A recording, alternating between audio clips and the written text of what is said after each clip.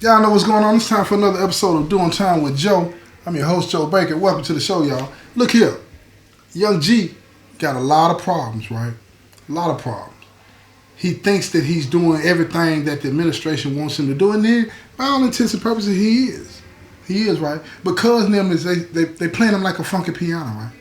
Playing him like a funky piano. You know what I'm saying? You ever seen one of them cats that, you get one of them lights and you put it all on the floor, you be running the light, a little laser thing to be running on the floor, the cat will be chasing the light around. See, that's what cuz them are doing to Young G. He don't know what he got going on, but it's all connected to that fear, that wanting to be accepted. All of that's connected to that, right? And that's more common than a lot of people want to give credit to when it comes to people becoming a part of any affiliation. You feel what I'm saying? But here's the thing. Check this out. It's finna get ugly for Young G. Because he goes up for parole, y'all. And man, listen to me. He got denied. Now, it's one thing that a lot of people don't realize, right? See, you know how I told you they got these files on us, got everything in these files? Well, they got files about everything. They write all this stuff down. And the parole board gets to see all that. So even though he didn't have any write-ups and all this and that, he's involved in a lot of stuff that's going on. And do you think that they care anything about him being a part of anything and doing all these things because he's afraid? They don't. They're looking at it like you are still somebody that's participating in criminal activities. And you are not to be trusted on the street. They don't care nothing about his daughter. They don't care nothing about his girlfriend. They don't care about none of that. They don't care that he's trying to survive the environment. What they care about is he's still participating in criminal activities, gang activities, and this is not something that somebody that they feel like they can put back on the street. Plus, he's still young. He's still young, y'all. So now he's looking at the situation trying to figure out, wait a minute, what's going on? I ain't been in no trouble. I've been doing what everybody's telling me to do. But then they telling me I gotta stay. So he loses it. He gets on the phone, he talking bad to his girl and all this and that, shooting off on her and all kinds of stuff because this is the closest to him. So he's shooting off on her because he feels safe enough to do that. She ain't gonna leave him, but then she checks him. And she tell him, why are you talking crazy to me? Why are you talking? I ain't done nothing but be there for you. You need to be talking crazy to them people that's using you. And he said, what you talking about, using me? She said, you think they care anything about you? They don't respect you. They think you weak. You are weak. That's what she tell him. And it hurt him to his heart. Crushed him. And as he continued to scold him and talk bad about him, he sat there and he listened and tears running down his face. And he holds his head down so nobody that's walking by will be able to see that he's crying. And she said something to him that enrages him. She said, sound like a bitch. And he raises his head up and he said, bitch. You're calling me a bitch. And he hung the phone up. And when he hung the phone up, he was so enraged when he stood up. The first person that said something to him, he fired on him.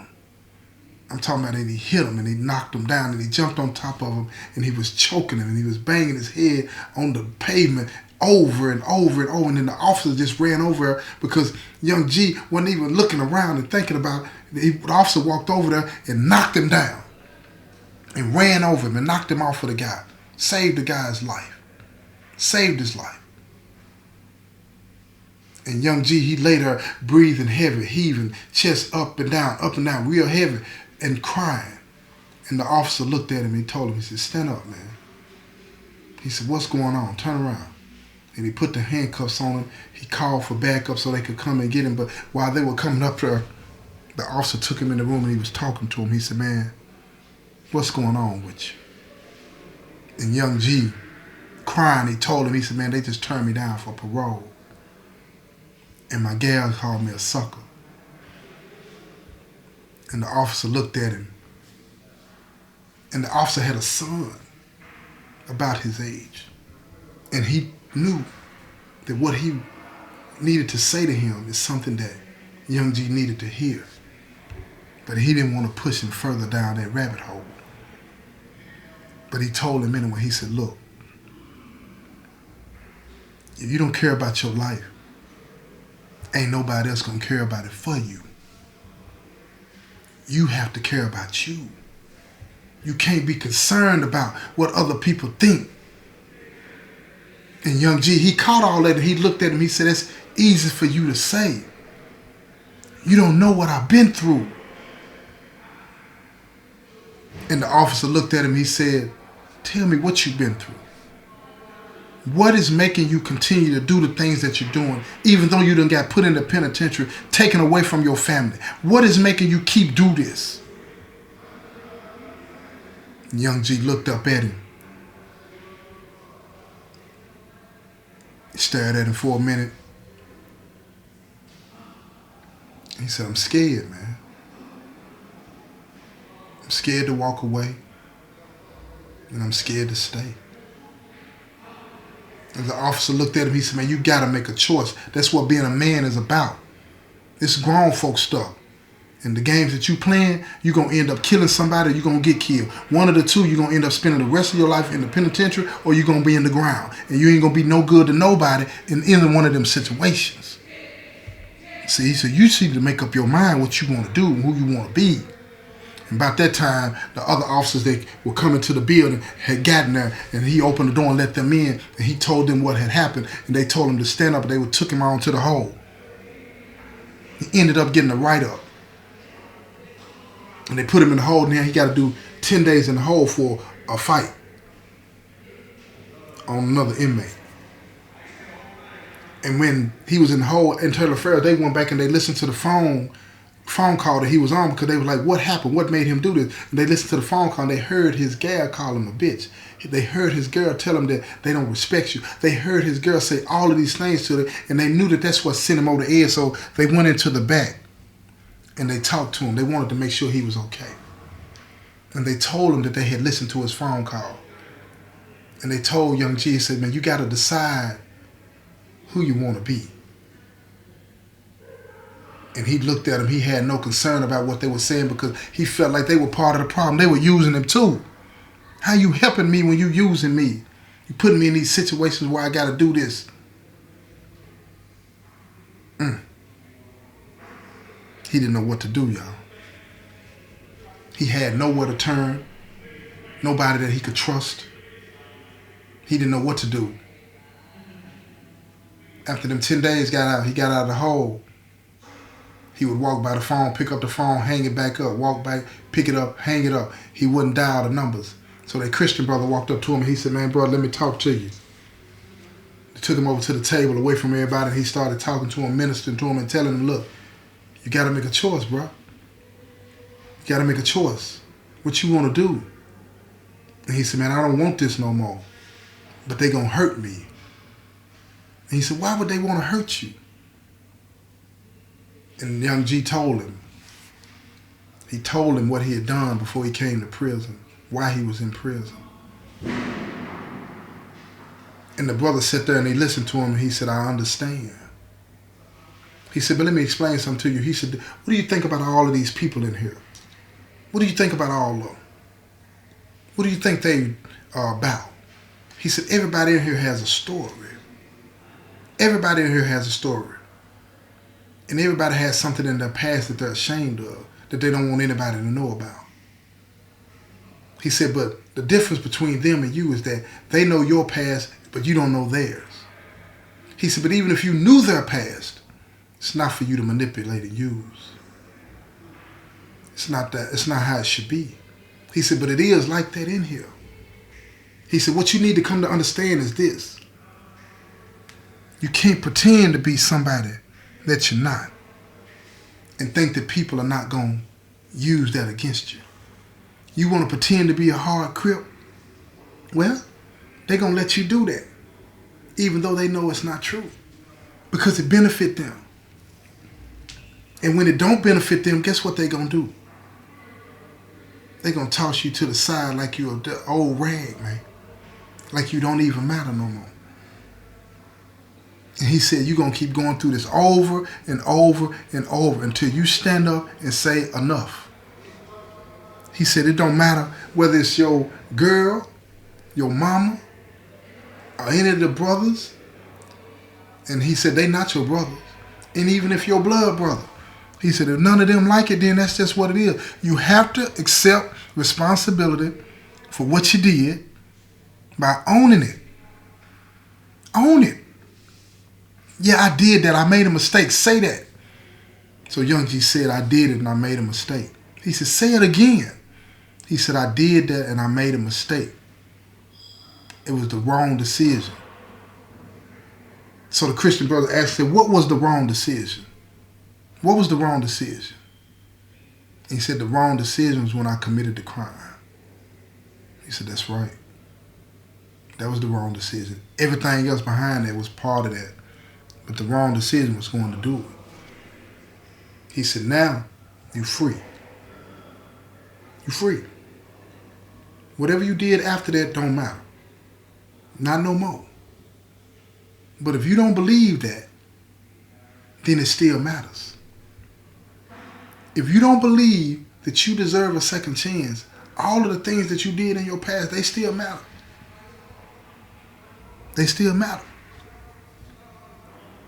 But you're going to have to deal with them. Because they waiting. They want to know where you stand. So when Young G finishes his conversation, he goes over, talk to Cuz and them. They take him in the room and they sitting there talking to him. And they all embrace him and they all hitting up the C's and all this and that, right? And he sucked right back in. He sucked right back in. Now, he's sitting there listening to them talk. But it's kind of like, he's listening. You know how on Charlie Brown, when the teacher be saying, womp, womp, womp, womp, womp, womp. That's what it sounds like to him. That's what it sounds like to him. He's hearing them talk, but he ain't really understanding what's going on because he don't want to be there no more. He don't want to be there no more. He tired of being used by everybody. And it's gotten to the point that even his girlfriend don't respect him. And he did not want his daughter to grow up not respecting him. He didn't want that. He did not want that. He didn't want that.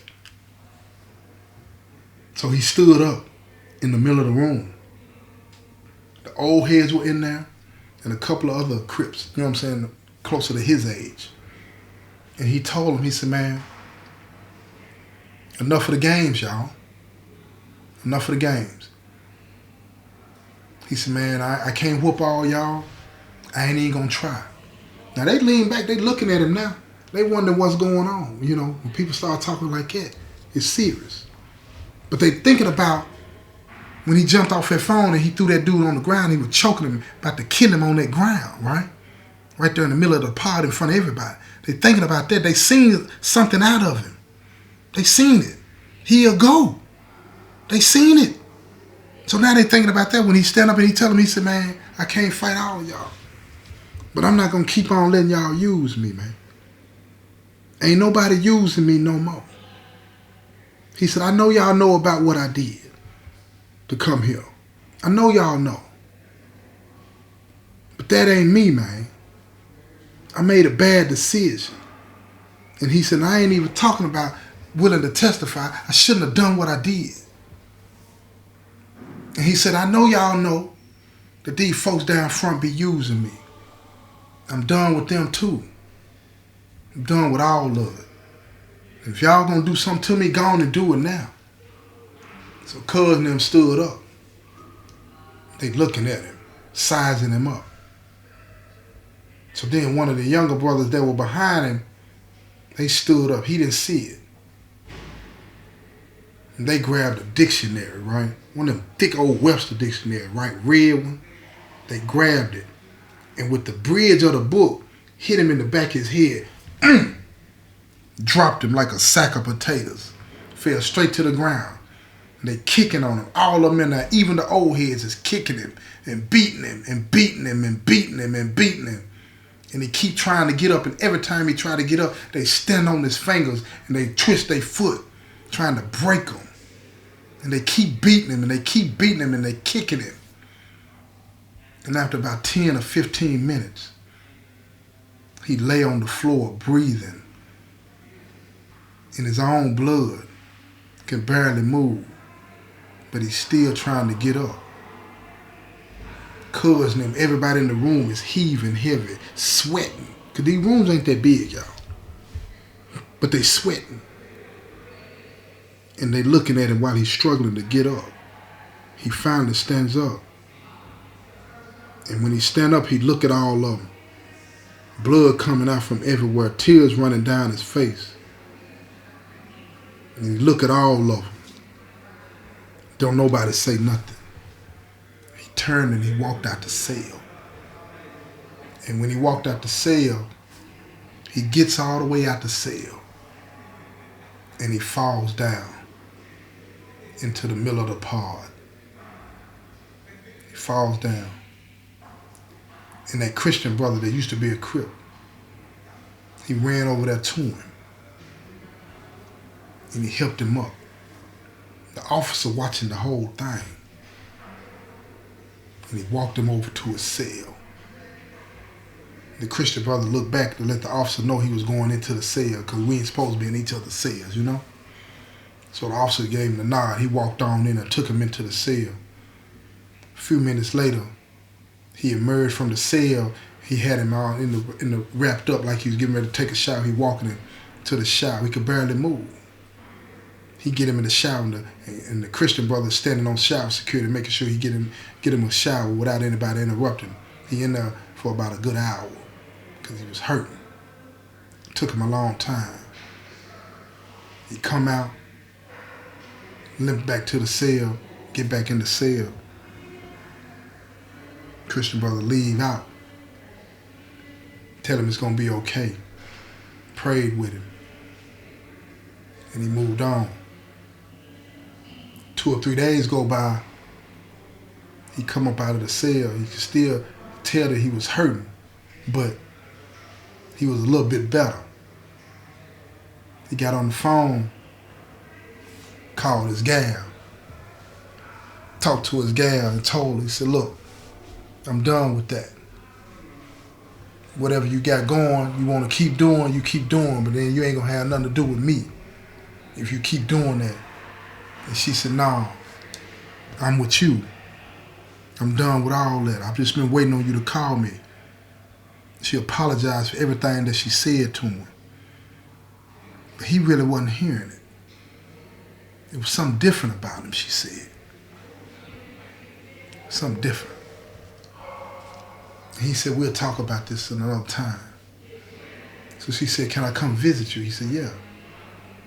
Bring my daughter to see me.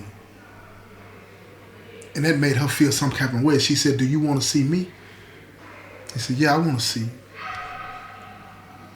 She said, okay, I'll be up here this weekend. So she came to visit him that weekend and they talked. And he had told her his whole life from beginning to end. Everything that he had been through, everything that he had suffered. All the reasons that he continued to do the things that he had been doing. And he told her, he said, I'm not weak. I'm not weak. I made a bad decision. And I felt bound by that. And I kept making bad decision after bad decision, but no more. And he told her, if you don't want to be with me, then don't come back to see me. And she cried and she grabbed his hand. She said, I want to be with you. She said, I understand now. I understand better about what you've been through. And he looked at her and he cried. And he's holding his little daughter and she's playing with him. She's wiping his face, telling her daddy, don't cry. In a way that a kid would try to talk. She can't make sentences like us. Y'all know what I'm saying when a little young baby trying to talk. She kissing on his face and all this and that, and then they hugged as a family, as a couple, and they said that they loved each other, and they all just sat there and they talked and continued until the visit was over. And then when he went back to the compound, he was walking past Cuz now, and they said, what's cracking, Cuz? And he looked at him, and he didn't respond, and he kept walking. And that was the day that he walked away. He was done with that lifestyle. He was done with that lifestyle. When he got back into the pod, he called his brother for the first time since he had been locked up in the county jail, and he told his brother what he had done, and everybody that he had talked to, and his brother told him, he said, man, I'm proud of you, man. And Young G sat on the phone and he cried. He said, I don't understand. He said, this lifestyle ain't for you. You better than this. You better than me. You just didn't know it. Young G sat there on the phone. His tears ran down his face, trying to figure out all these years he wasted trying to get his brother to accept him and love him. The whole time his brother loved him more than he could even explain to him. And he knew that now. He knew that now. It's been another episode of Doing Time with Joe. I'm your host, Joe Baker, and I say peace, y'all.